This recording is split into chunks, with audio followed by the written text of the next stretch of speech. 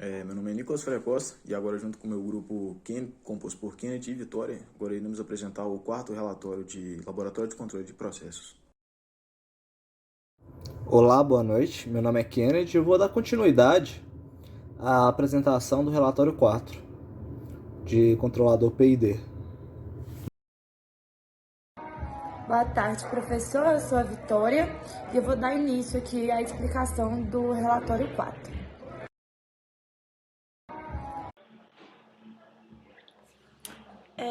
Agora, dando prosseguimento ao trabalho, os controladores PID eles vão fornecer uma variação contínua da saída, utilizando a realimentação para poder controlar o processo como um todo. O controle proporcional ele já é usado para poder minimizar as oscilações do controle liga e desliga, por exemplo. Então, por isso, né, eles são utilizados quando existe a necessidade de um sistema mais rápido e mais estável. E, como consequência, são mais complexos, né? São os controladores mais complexos e mais robustos. E aí a ação PI dela vai considerar o tempo passado, o tempo presente e o tempo futuro. No caso, a ação integral, a ação proporcional e a ação derivativa, respectivamente.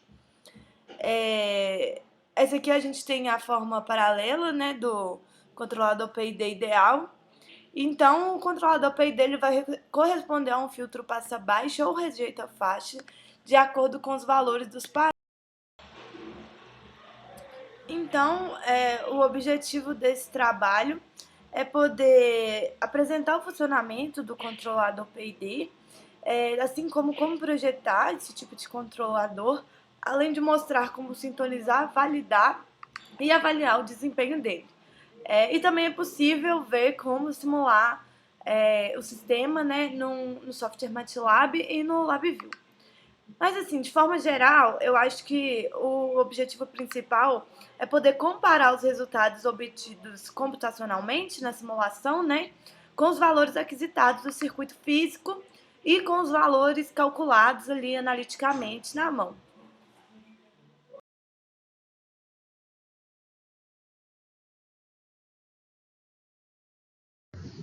O circuito utilizado na prática de hoje é o mesmo que vem sendo utilizado desde a primeira prática, porém, o foco dessa vez vai ser na tensão V2, medida nos terminais do capacitor C2. Agora, para a realização da simulação computacional, nós utilizamos a função transferência G2 de S. Essa função de transferência ela é referente à tensão V2 por uma determinada entrada V. Essa opção de transferência foi a mesma que obtivemos nas práticas anteriores, então nós estamos apenas reaproveitando. Diferentemente das práticas anteriores, onde foram usados os valores de capacitores e resistores nominais, dessa vez nós utilizamos os valores reais dos resistores e capacitores que foram medidos na sala de aula. Então, após inserirmos no código no MATLAB aqui os valores reais e a função de transferência, nós traçamos um gráfico da tensão V2 em relação a uma entrada degrau unitário. Nós chegamos no seguinte resultado, que está apresentado nesse gráfico aí à direita, no slide, onde o nosso tempo de acomodação está por volta de 4,82 segundos e em regime permanente o nosso sistema ele possui 1 volt para a entrada degrau unitário. Bom, e a partir do resultado que a gente obteve na simulação computacional, a partir do gráfico, né, nós conseguimos obter um modelo IgM de S, né, de primeira ordem com atraso, como está mostrado aí no slide, a fim de representar a nossa função de transferência de segunda ordem G2 de S. Analisando o valor do regime permanente obtido na simulação computacional, nós chegamos à conclusão que o nosso ganho K do modelo ele é unitário, né, tendo em vista que o valor final e a amplitude do sinal de entrada eles são iguais. Agora, após determinarmos o K, nós vamos definir a constante de tempo T.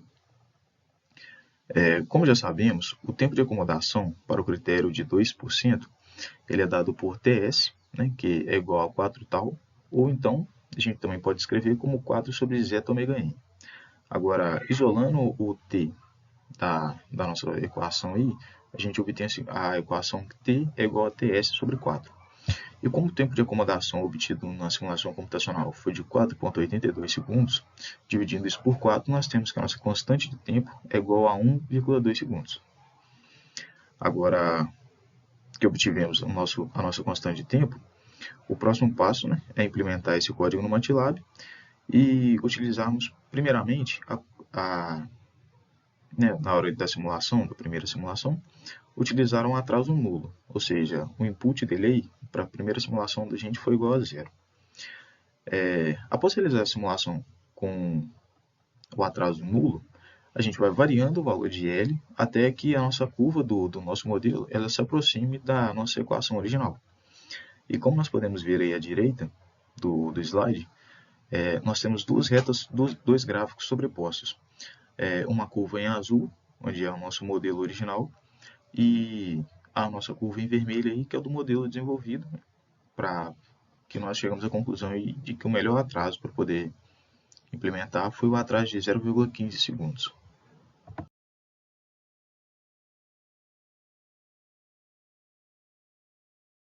Agora, para a gente obter o nosso controlador PI, nós utilizamos o método da síntese direta. Como é apresentado aí à direita do vídeo,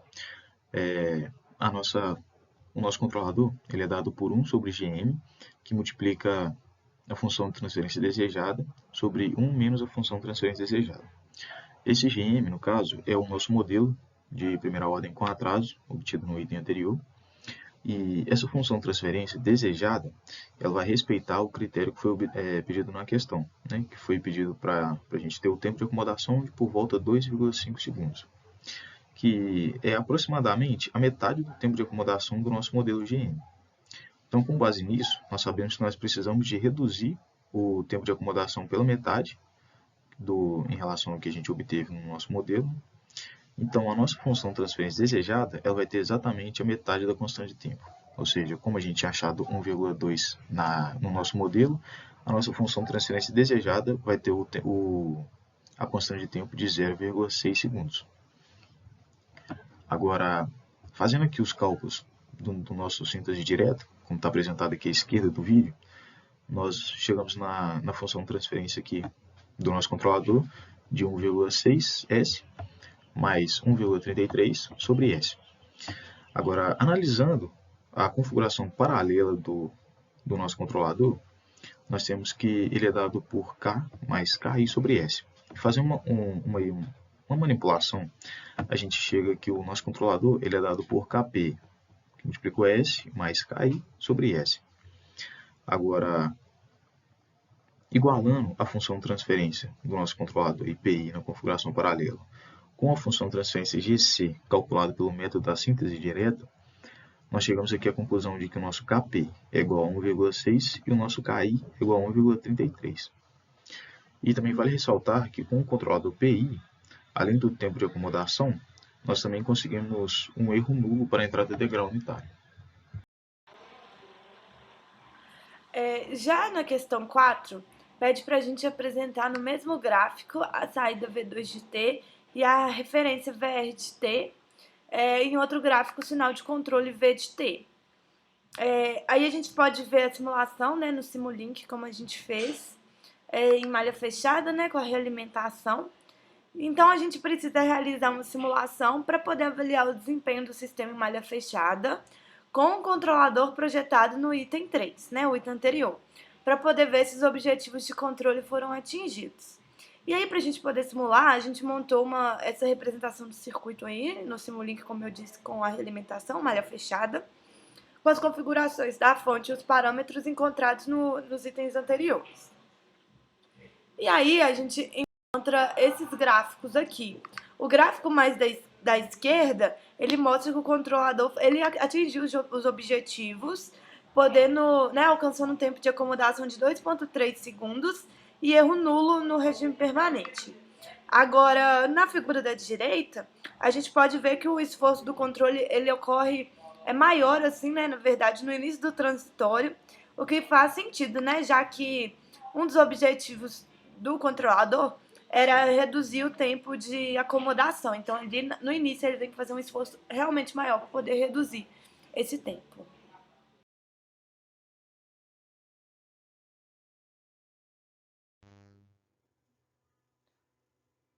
Falando agora sobre a questão 5, foi realizada uma aquisição de dados utilizando o software LabVIEW e a placa de aquisição disponível no laboratório de controle, para verificar o sinal de saída V2 em relação a uma entrada VRT. Foi usado um solver de passo fixo e um tempo de amostragem de 0,1 segundos.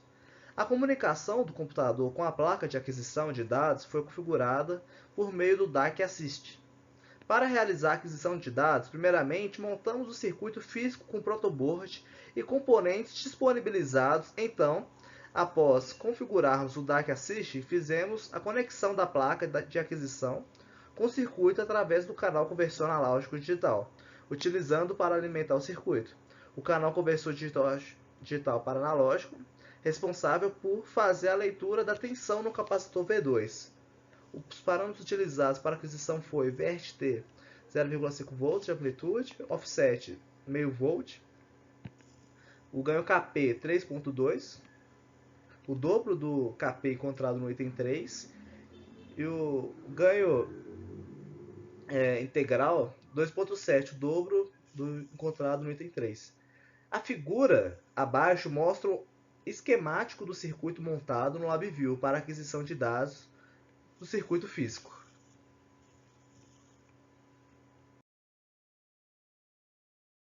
Olá.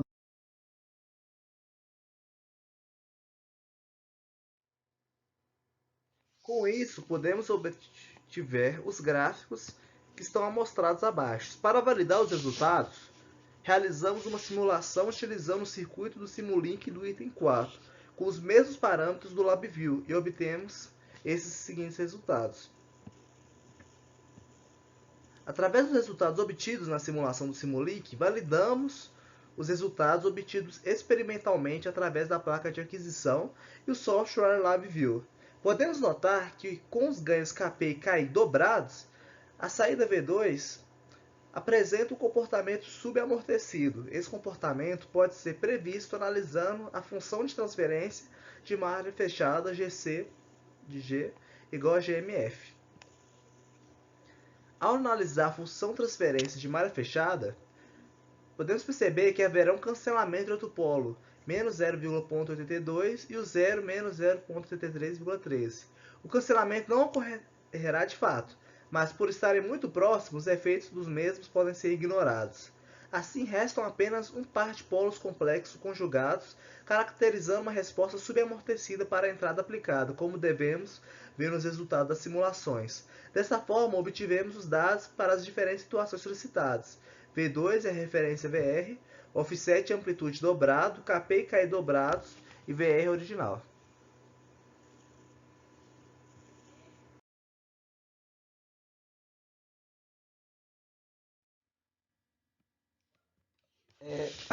Com o propósito de comparação, realizamos 3 ensaios de simulação, item 4, e experimental, item 5, com parâmetros diferentes. Em cada ensaio foram salvas as curvas e os valores numéricos dos sinais, para posteriormente serem plotados em um único gráfico a entrada e a saída V2T, e em outro gráfico o sinal de controle. Nesse sentido, no ensaio 1, nós tivemos a amplitude meio volt, offset meio volts, ganho proporcional 1.6 e ganho integral 1.33. No ensaio 2, a gente manteve a amplitude, o offset também, só que dobramos os ganhos. E no ensaio 3, nós aumentamos a amplitude para 1 volt, o offset para 1 volts e mantemos os ganhos iniciais. Nesse sentido, podemos observar nos gráficos abaixo que obtivemos um padrão para as amplitudes que foram mudadas. Portanto, podemos afirmar que o esforço de controle do controlador para a planta real foi superior ao da simulação, e por isso explica a pequena redução observada no tempo de acomodação e pelo overshoot da planta, uma vez que foram feitas alterações apenas nos parâmetros de amplitude e offset na mesma proporção, evidenciando que a ação de controle foi eficiente para ambos os casos.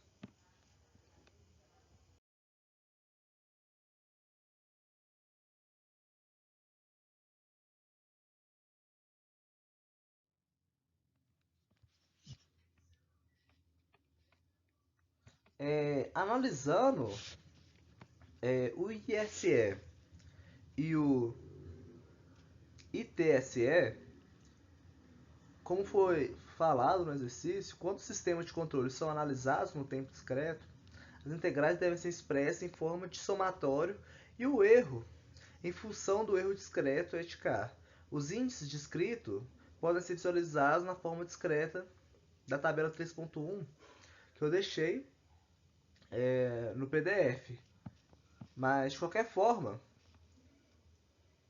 a sintonia que apresentou os menores valores de ISE e ITS foi a do ensaio 2, que eu coloquei aqui na imagem no PowerPoint. E nesse sentido foi a melhor segundo o critério estabelecido, o qual afirma que o erro quadrático é utilizado para evitar que valores positivos e negativos se anulem quando somados. O tempo multiplicando o erro quadrático no ITSE torna mais significativo o erro do estado estacionário. E a sintonia que apresentou os menores valores de ISE e ITS foi a do ensaio 2.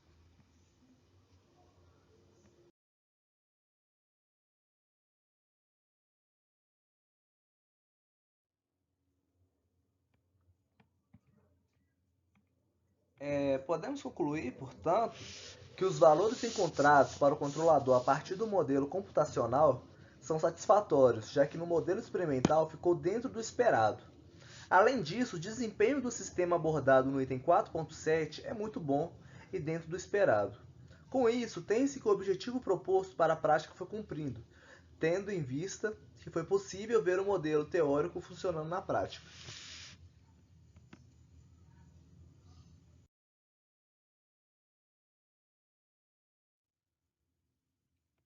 Essas foram as referências bibliográficas que nós utilizamos. Utilizamos o livro do Ogata, também utilizamos alguns sites para a realização desse projeto. E é isso, nós agradecemos pela oportunidade.